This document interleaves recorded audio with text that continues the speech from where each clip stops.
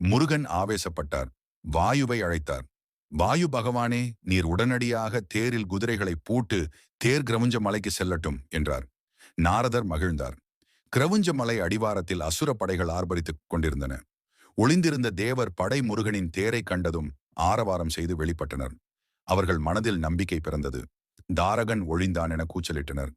தேவர் திடீரென வெளிப்பட்டதையும் சூரியனையும் மிஞ்சும் ஒளியையும் இதுவரை கண்டிராத சுந்தரவதனமும் கொண்ட இளைஞன் ஒருவன் தேரில் ஒய்யாரமாக அமர்ந்திருப்பதை தாரகனும் கவனித்தான். அந்த இளைஞனை பார்த்ததும் அவன் மனதில் தானாகவே ஒரு மரியாதை பிறந்தது. ஏனோ அவன் அருகில் சென்று அவனை பார்க்க வேண்டும் என தோன்றியது. அவன் தன் தூதனை அழைத்தான். தூதனே, அந்த தேரில் நிற்கும் இளைஞன் இவ்வளவு தேஜசுடன் திகழ்கிறானே, இது போன்ற அழகுள்ளவனை நான் இதற்கு முன்பு பார்த்ததில்லையே. சிவபெருமானின் நெற்றியிலிருந்து கிளம்பும் தீப்பொறிகளை விட அதிக பிரகாசமாக இவன் முகம் விளங்குகிறதே. இவனை பார்த்தால் கையெடுத்து வணங்க வேண்டும் போலிருக்கிறதே. அழகில் மன்மதன் கூட இவன் அருகே நிற்க முடியாது போல் தோன்றுகிறதே என்றான். தூதன் அவனிடம், எங்கள் மாமன்னரே, தாங்கள் சொல்வது அனைத்தும் நிஜமே. இவ்வுலகில் இவரை யாரோ என நினைத்து விடாதீர்கள்.